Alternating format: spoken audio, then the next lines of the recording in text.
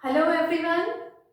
In our physics classes today we are going to start a new unit.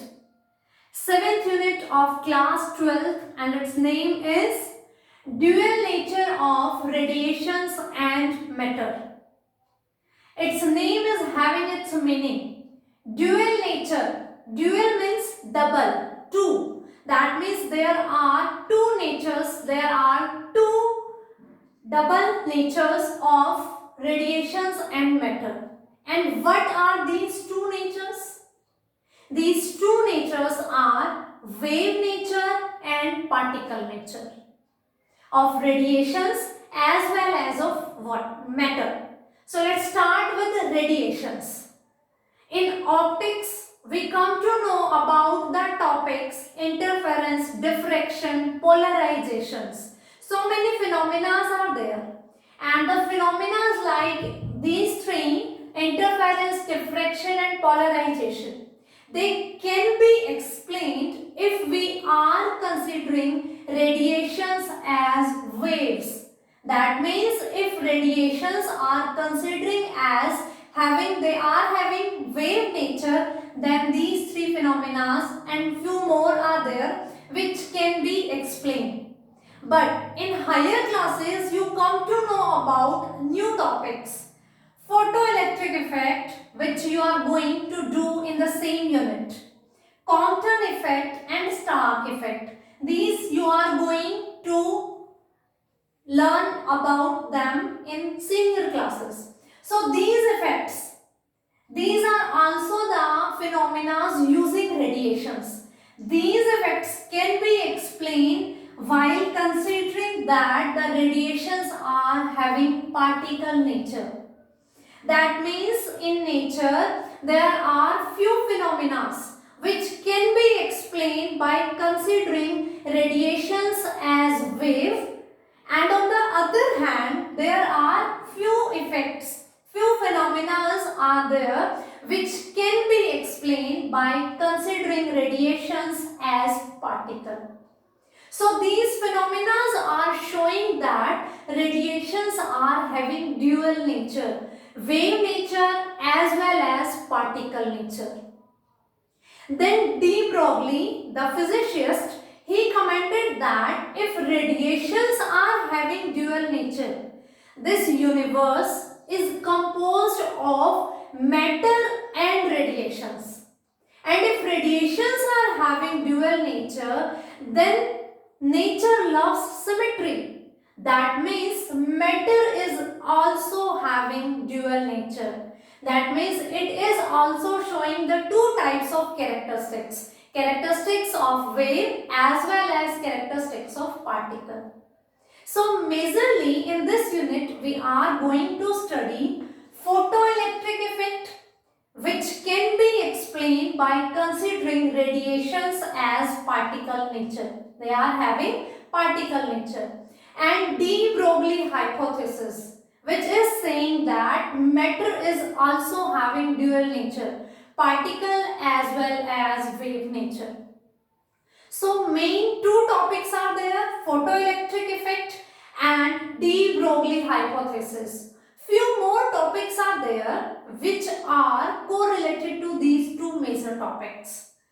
So let's start with the part of dual nature of radiations. Dual nature of radiations means electromagnetic radiations are having two type of nature, wave nature and particle nature. About its wave nature, we are well familiar. We are saying that they travel with the speed of light, they travel in a straight line, and there are so many characteristics of radiations, wave nature. So in particle nature, we are going to start with photons. What are photons? According to the particle nature of radiations, if we are going to learn about the particle nature, it is imagined that the light radiations which are moving, suppose from here to there, they are consist of small packets, and these packets are moving, and the all packets are having some energy, same energy. These tiny particles, these small particles are known as photons. That means radiations are consist of few particles, few packets of energy. They are moving continuously and these all packets are having same energy. One small particle is known as photon. Means while considering that radiations are having particle nature, then that single particle of the radiations is known as photon. Like the wave nature of radiations was having few characteristics with it. Similarly, particle nature of radiation is also having few characteristics with it. And the particle which is representing the radiations is known as photon. It is having few characteristics. I have mentioned only few. It is having more characteristics which we will discuss according to the topic to topic. So, photons. These are the packets of energy emitted by the source of radiations. Means we are having a source which is emitting the electromagnetic radiations. And it is considered that these radiations are consist of small energy particles, small energy packets, and these packets are known as photons. They are emitted by source of radiations. They travel in straight line. As radiations are traveling in the straight line, similarly photons also travel in straight line. Their speed is equals to speed of light, that is 3 into 10 to the power 8 meter per second. It is the speed of light, speed of radiations. So the speed of photon is also same. Energy of photon is given by this equation, Planck's equation. E is equals to h nu. E is the energy of particle, that is photon. H is Planck's constant. Its value is 6.63 into 10 to the power minus 34 joule second. Nu is the frequency of the photon. And one more relation is there. E is equals to hc upon lambda. C is the speed of light and lambda is the wavelength. So this equation is representing the energy of photons. The next is they are neutral in nature. Means photons do not carry any kind of charge. They are neither positive nor negative. Obviously, this means that if photons are passing through any field, suppose electric field, which is having one positive plate, one negative plate, then photons will pass straight through the field. It will not deviate its path. And the reason is because photons are neutral in nature. They do not carry any kind of charge. I am repeating these properties. These are the packets of energy which are emitted by the source of radiations, because these are nothing radiations but the nature is particle nature. They travel in straight lines. Their speed is equivalent to the speed of light, that is 3 into 10 to the power 8 meter per second. Energy of the photon is given by the equation E is equals to h nu, or E is equals to hc upon lambda, where h is Planck's constant. And they are neutral in nature, means photons do not carry any charge. They are neutral, like neutrons. Frequency of photon do not change when travel through different medium. Like light is coming from any source. Whatever is present in the system, light is crossing all the mediums. Similarly, photons are traveling through the air, through the water, through the oil, through any chemical, through any gas. Then the frequency of photons are not going to be changed. It remains constant for all the medias. If photons are traveling through different mediums, then frequency of photon is not going to be changed. The next is velocity of photon changes when it travels from the different medium. Means a photon which is traveling from a medium 1, then another medium 2, then from another medium 3, and so on, then its frequency is not going to be changed, but yes, its velocity is going to be changed. And the reason is because of the change of wavelength according to the refractive index of the medium. So, velocity and wavelength are changes, but frequency of the photons are not changing when photons are traveling from one medium to another. The next is, I have written a formula. This formula is applicable to those particles which are moving with a comparable speed with that of speed of light. Means if any particle which is moving with a speed which is of the same order as that of speed of light, then the mass of that particle is going to change. Two masses are there. I have written m and m naught. M naught is representing the rest mass. Means when particle is at rest, it is not moving. Particle is at rest, then its mass is denoted by m naught, and m is the mass of particle when it is moving, but with a special condition that it is moving with a speed which is approximately equal to speed of light. This formula is applicable only for those particles whose speed is comparable to this one. So it is m is equals to m naught upon under root 1 minus v square by c square. C is speed of light and v is speed of that particle which is moving with this comparable speed. From this formula, I am calculating m naught, means rest mass. M is the mass during the motion of the particle. M naught is the mass during its rest time, means when particle is not moving. So m naught is equals to m into this term.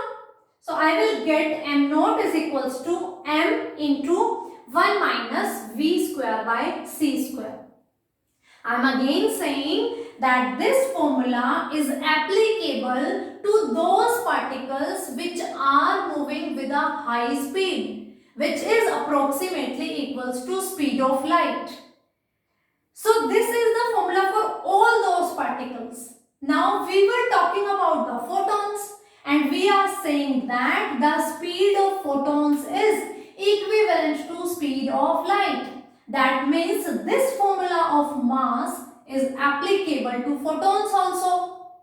So we know for photons V is equals to C.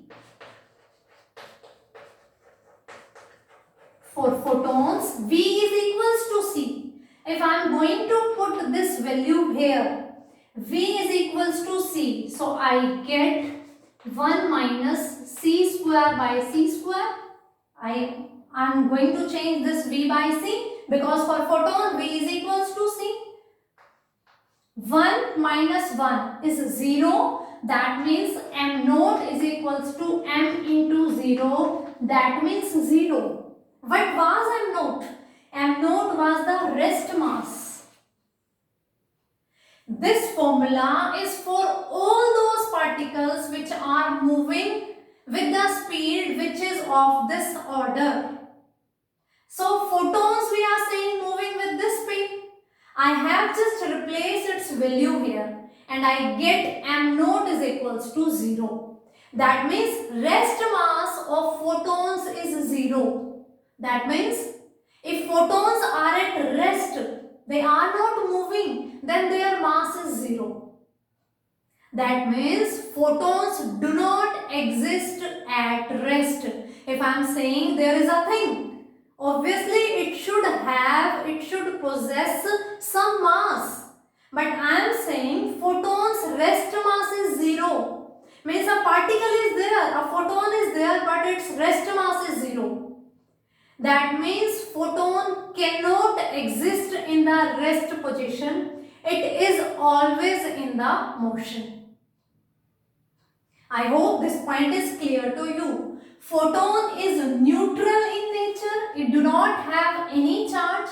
Its rest mass is 0. That means it do not exist at rest.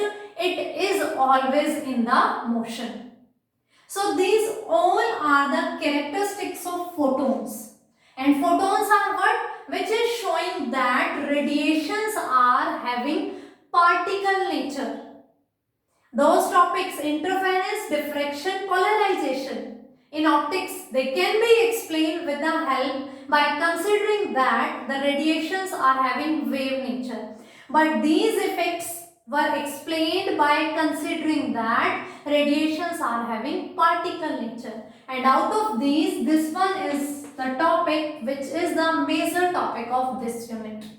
So for that topic, we should know about the particle nature of radiations, and photon is that particle, that tiny packet of energy which is representing the particle nature of radiation. So this was all about the particle nature of radiations.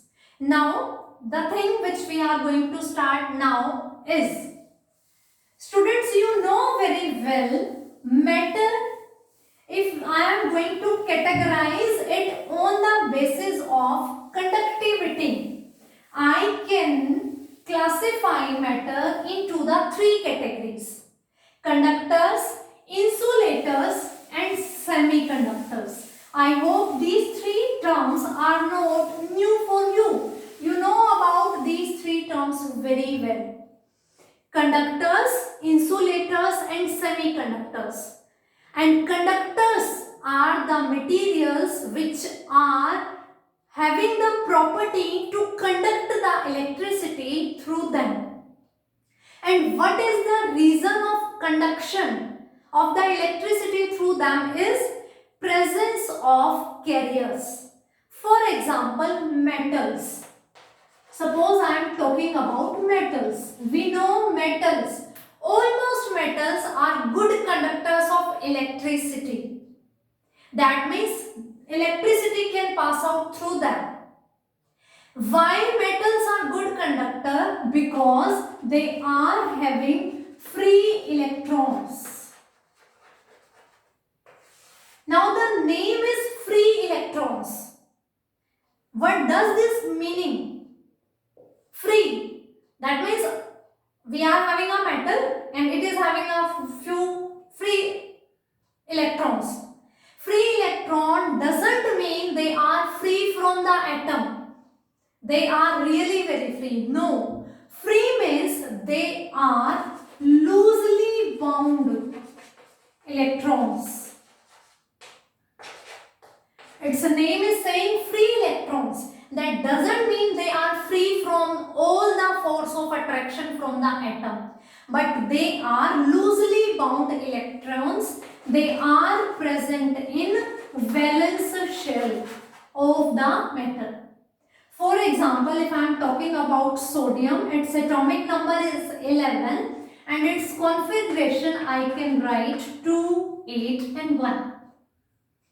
You know very well everyone wants to complete it octet. So to complete the octet of sodium we need 7 more electrons. But no one is there, a big donor which is going to donate 7 electrons to sodium. So what will be there? It is going to release its electron to complete its octet. So this electron is present in the valence shell of sodium and it is loosely bound electron and it is known as free electron. It is just an example of the metal. So free electron doesn't mean they do not have any force of attraction towards the nucleus. Yes, they have, but they are present in the outermost shell they are loosely bound electrons. So these are the free electrons. Why I am telling you about these free electrons? Because of this photoelectric effect. I am saying there are two major topics, photoelectric effect and de Broglie hypothesis. For photoelectric effect, we should know about these free electrons because we need to learn about the term electron emission. Electron emission means electrons are emitted out by someone. So electrons are emitted out. Obviously, who are going to emit out the electrons? Who are having free electrons. Electron emission plays the main role for photoelectric effect. That's why I told you about this free electrons. Electron emission. We are going to discuss to learn about the different procedures of emission of electron from a metal surface.